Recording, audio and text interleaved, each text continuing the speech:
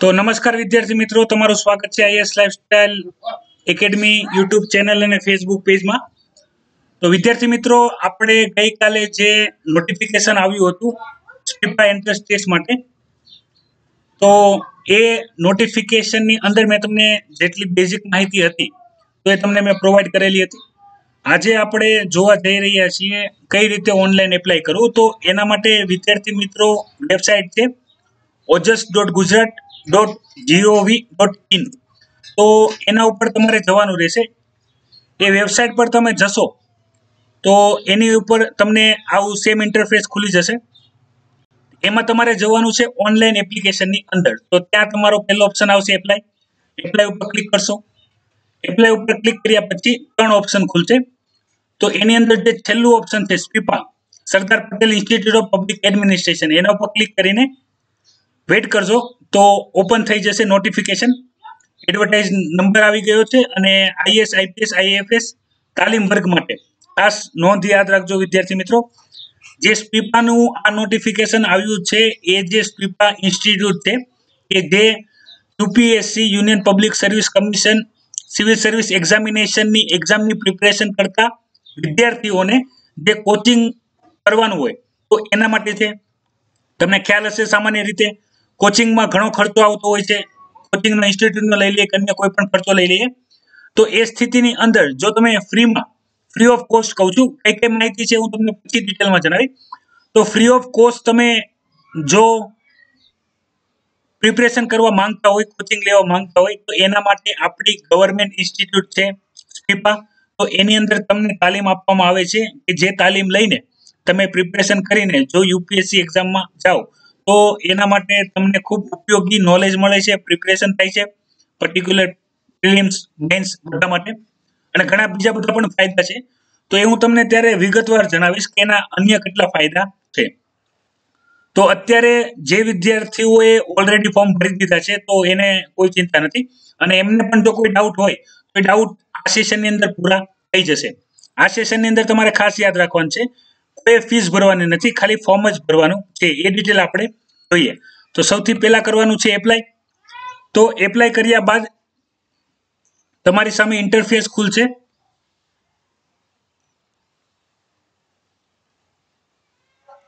તો એ ઇન્ટરફેસની અંદર ફરીથી એકવાર ચેક કરી લેવાનું છે. એડવર્ટાઇઝ નંબર છે 2020-21-1, બરાબર. તો એનામાં એપ્લાય કરવાનું છે તમારે. એપ્લાય કરશો વિદ્યાર્થી મિત્રો તો અહીંયા હું તમને કાસ્ટ વાળી પણ જેટલી પણ ડિટેલ છે તો એની પણ હું તમને માહિતી આપી દઉં છું. તો વિદ્યાર્થી મિત્રો અહીંયા તમારે કરવાનું છે ન્યૂ રજિસ્ટ્રેશન, બરાબર. આ શું ઓપ્શન છે હું તમને પછી ડિટેલમાં જણાવી જો તમારે જાણવું હોય તો. પણ અત્યારે જે ફ્રેશર વિદ્યાર્થી છે જેની પાસે ઓટીઆર નથી તો એ વિદ્યાર્થીએ ન્યૂ રજિસ્ટ્રેશન કરવાનું છે. તો એમાં ફરીથી બધી માહિતી સૂચના છે તો એ તમે વાંચી લેજો. વાંચીને આઈ એગ્રી ઉપર ક્લિક કરવાનું છે. તો આઈ એગ્રી ઉપર તમે ક્લિક કરશો એટલે તમારા સામે ખુલી જશે પેજ કે જે તમારે ફિલઅપ કરવાનું છે. એ પેજની એક પછી એક બધી ડિટેલ જોઈ લઈએ. તો એમાં પહેલો ઓપ્શન આવશે મિસ્ટર, મિસિસ, બરાબર. તો જે પણ તમારું હોય રિસ્પેક્ટિવ એ સિલેક્ટ કરી લેવું. સરનેમ આવશે અહીંયા તમારી. હું એક્ઝામ્પલ તરીકે જો તમને મારું નામ આપું, સરનેમ મારી અહીંયા પ્રજાપતિ આવશે. પછી ફર્સ્ટ નેમમાં નેમ આવશે જેમાં ઉમેશ આવશે મારું, અને મારું પિતાનું નામ તો મારા પિતાનું નામ આવશે ને અહીંયા મારા માતાનું નામ આવશે. તમારે જેન્ડર 2 વખત સિલેક્ટ કરવાનો રહેશે. જેન્ડર સિલેક્ટ થઈ જાય પછી ડેટ ઓફ બર્થ સિલેક્ટ કરવાનું રહેશે. તમે મેરિડ છો, અનમેરિડ છો કે સેપરેટ છો એ ક્લિક કરવાનું રહેશે. તો આ બધી બેઝિક માહિતી છે, એમાં તમારે વધારે ઇન્ફોર્મેશનની જરૂર પડશે નહીં. જે સૌથી વધારે જરૂરી છે એ તમે સમજી લેજો. એક છે કેટેગરીને લઈને. તો જનરલ કેટેગરીના વિદ્યાર્થીએ કોઈ ડિટેલ આપવી નહીં પડે, બરાબર. તમે સ્ક્રીન પર જોઈ શકો છો જનરલ કેન્ડિડેટના વિદ્યાર્થીએ કોઈ ડિટેલ આપવી નહીં પડે. 1 by 1 આપણે જોઈ લઈએ. એક આપણે ઈડબ્લ્યુએસ માટે જોઈએ અને એક આપણે એસસી કેટેગરી માટે જોશું. ઈડબ્લ્યુએસ, એસસી અને એસટી એ બધા માટે ઓપ્શન સેમ રહેશે. એક એસસીબીસી કેન્ડિડેટ માટે ક્રિમિલિયર એડિશનલ હશે.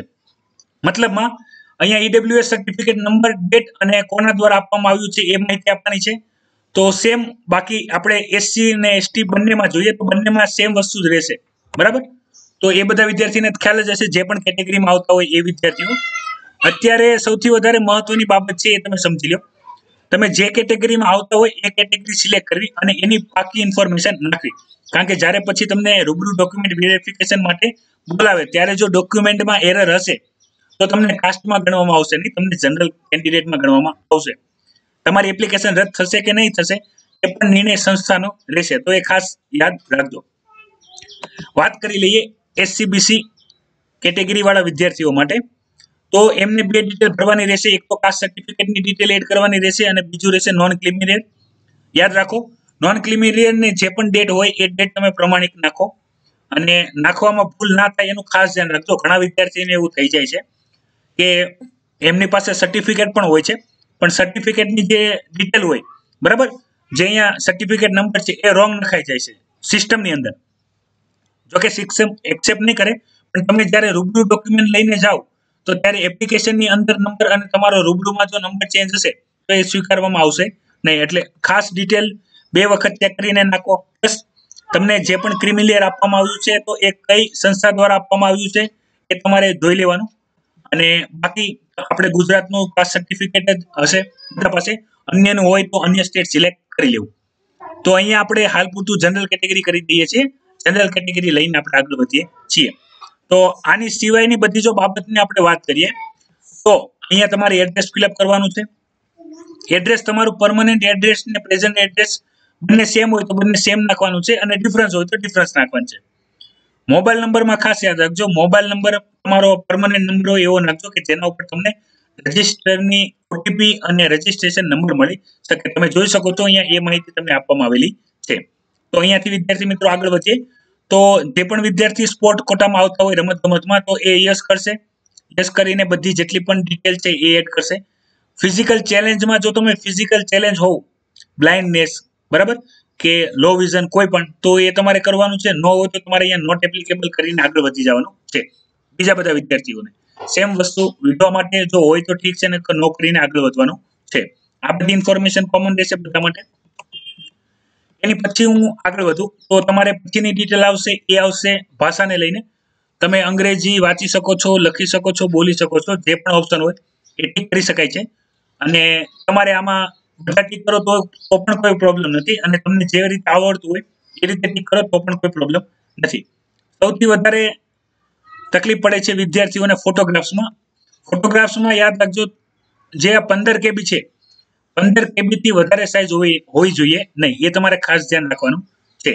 તો એટલી ઇન્ફોર્મેશન ભરાઈ ગયા બાદ તમારે શું કરવાનું છે? સેવ કરવાનું છે, બરાબર. સેવ થઈ જાય એપ્લિકેશન પછી તમને એક લોંગ નંબર મળશે. તો એ હું તમને લોંગ નંબરની પણ ડિટેલ આપી દઉં છું. એ લોંગ નંબર શું હોય છે? માની લો કે એક પ્રકારનો નંબર હશે. આ ડિટેલ ફિલઅપ થઈ ગયા બાદ તમારી સામે સ્ક્રીન ઉપર જ નંબર આવી જશે. તો એ નંબરનો ઉપયોગ કરીને તમારે શું કરવાનું છે? એ નંબરનો ઉપયોગ કરીને તમારે સિમ્પલી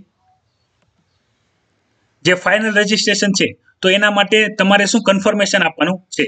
વિદ્યાર્થી મિત્રો અત્યારે ખાસ યાદ રાખજો, કન્ફર્મેશનની અંદર અત્યારે પેમેન્ટ થશે નહીં, પેમેન્ટનો ઓપ્શન અત્યારે ઓપન છે નહીં. તો એ તમે ખાસ ધ્યાન રાખજો. જે અહીંયા તમે કન્ફર્મ છે, કન્ફર્મ પર જશો એટલે કન્ફર્મની અંદર તમારી પાસે એક રજિસ્ટર નંબર આવી ગયો હશે સ્ક્રીન પર, બરાબર. એ સ્ક્રીન ઉપર જ આવશે.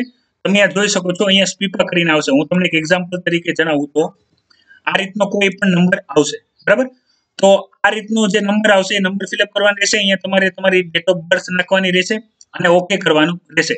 તમારું ફોટોગ્રાફ વાળું બધું કમ્પ્લીટ અપલોડ થઈ ગયા બાદ આ ઓપ્શન આવશે. પછી તમારે એપ્લિકેશનને ખાલી શું કરી દેવાનું છે? કન્ફર્મ કરી દેવાનું છે અને પ્રિન્ટ આઉટ લઈ લેવાની છે PDF ની. યાદ રાખજો, ફીસ ભરવાનો ઓપ્શન અત્યારે ઓપન થયો નથી, તો ફીસ અત્યારે ભરી શકાશે નહીં. ફીસ ભરવાનો જ્યારે ઓપ્શન શરૂ થશે ત્યારે તમને જાણ કરવામાં આવશે, નોટિફિકેશન આવશે. આપણે સ્પીપા ઇન્સ્ટિટ્યૂટ દ્વારા પણ અને આપણી ચેનલ ઉપર પણ એનું નોટિફિકેશન આપવામાં આવશે. પેમેન્ટ મોડની અંદર સામાન્ય રીતે ઓનલાઈન અને ઓફલાઈન બંને મોડ હોય છે, તો એની તમારે ચિંતા કરવાની જરૂર નથી. ફીસ કેટલી હશે એની પણ તમને માહિતી આપવામાં આવશે. તો જ્યારે તમે આ ડિટેલ કન્ફર્મ કરવા જાઓ તો કન્ફર્મેશન કરતી વખતે બધી ડિટેલ ચેક કરી લેજો બરાબર છે કે નહીં. ઘણા બધા વિદ્યાર્થીઓએ મને કીધેલું હતું કે સર જે અમારું સર્ટિફિકેટ નંબર છે એમાં ભૂલ થઈ ગઈ છે અને અમે સબમિટ કરી દીધું છે, તો તમારી પાસે જે આ નંબર આવેલો હોય આ નંબરનો ઉપયોગ કરીને તમે એમાં એડિટ કરી શકો છો, બરાબર. અને એડિટ કરીને બાકી ડિટેલ થઈ જાય પછી તમારે કન્ફર્મ કરવું. તો વિદ્યાર્થી મિત્રો, આ તો માહિતી ઓનલાઈન કઈ રીતે એપ્લાય કરવું એનું ડિટેલમાં. આશા રાખું છું અહીંયા બધી માહિતી મળી ગઈ હશે. એક જે એડિશનલ માહિતી મારે તમને આપવાની હતી એની વાત કરી દઉં, જે આપણે આની પછીના એકેડેમી સેશનની અંદર ઓકે કરીને જે એકેડેમી સેશન છે તો એની અંદર જે ભરવાની હતી, તો એમાં જે વિદ્યાર્થી લાસ્ટ યરમાં છે તો એ દરેક વિદ્યાર્થીએ જેના પર્સન્ટેજ છે એમાં 0 નાખવાના છે, અને લાસ્ટ ટ્રાયલ નંબરમાં જે નંબર આવશે જો હોય તો ઠીક છે, નકર એમાં 0 નાખવાના છે, બરાબર. બાકી બધીની જે ડિટેલ છે એ સેમ રહેશે. એજ્યુકેશનની અંદર, એજ્યુકેશન ડિટેલની અંદર તમારે એસએસસી, એચએસસી અને તમારા ગ્રેજ્યુએશન તો થઈ ગયું હોય તો એની ડિટેલ, અને એમાં પર્સન્ટેજ વાઇઝ જે બધી ઇન્ફોર્મેશન તે તમારે સેમ રહેશે. અને જો તમારું એજ્યુકેશન હજી લાસ્ટ યરમાં હોવ તમે, મતલબમાં કે તમારું લાસ્ટ યર પૂરું થઈ ગયું, એક્ઝામ લેવાની છે અથવા નથી લેવાની, અને એક્ઝામ લેવાની છે તો રિઝલ્ટ નથી આવ્યું, તો તમારે જે ગ્રેજ્યુએશનનો ઓપ્શન છે તો એમાં લાસ્ટ નેટ A2 B એ ઓપ્શન સિલેક્ટ કરવાનો છે. અને એ ઓપ્શન સિલેક્ટ કરીને તમારે ખાસ વસ્તુ યાદ રાખવાની છે કે એ ઓપ્શનની અંદર જે ઓપ્શન તમારી સામે હશે last year semester of graduation, બરાબર, તો એની અંદર તમારે જો to appear for last year વાળો જે ઓપ્શન છે એમાં ટ્રાયલ અને લાસ્ટ સીટ નંબર બંનેની અંદર 0 નાખવાનું છે, અને જે ક્લાસ છે ક્લાસ મેન્શન કરવાનો છે, એમાં નોટ એપ્લિકેબલ નાખવાનું છે, બરાબર. એટલી ડિટેલ તમે નાખીને તમે સબમિટ કરી શકો છો. ઘણા બધા વિદ્યાર્થીઓએ મને કીધેલું હતું કે સર મારું હજી 21મું વર્ષ ચાલી રહ્યું છે, પૂરું થયું નથી, તો હું ફોર્મ ભરી શકું કે ના ભરી શકું? તો એવા દરેક વિદ્યાર્થીઓ માટે હું માહિતી આપી દઉં. જે વિદ્યાર્થીઓની ડેટની રેન્જ, બર્થ ડેટની રેન્જ જે અહીંયા ફોર્મમાં આપેલી છે એ રેન્જમાં નહીં હોય તો તમે ફોર્મ ફિલઅપ કરી શકશો નહીં. ખાસ યાદ રાખો, અહીંયા ડેટની રેન્જ એટલા માટે જ આપી દેવામાં આવી છે કે જેથી આવી જે પણ ડિટેલ છે, બરાબર, એ તમારાથી ચૂક ના થઈ જાય, એ તમે ખાસ જોજો. અહીંયા તમે જોઈ શકો છો જે પણ કેન્ડિડેટ હશે તો એના માટે ડેટની ઇન્ફોર્મેશન જે હશે, બર્થ ડેટની ઇન્ફોર્મેશન એ અહીંયા ઉપર અપડેટ કરી દેવામાં આવેલી હશે.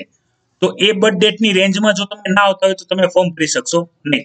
અને જે વિદ્યાર્થી અત્યારે લાસ્ટ યરમાં આવ્યા છે એ પણ વિદ્યાર્થીઓ ફોર્મ ફિલઅપ કરી શકશે નહીં, એ ખાસ યાદ રાખવાનું છે.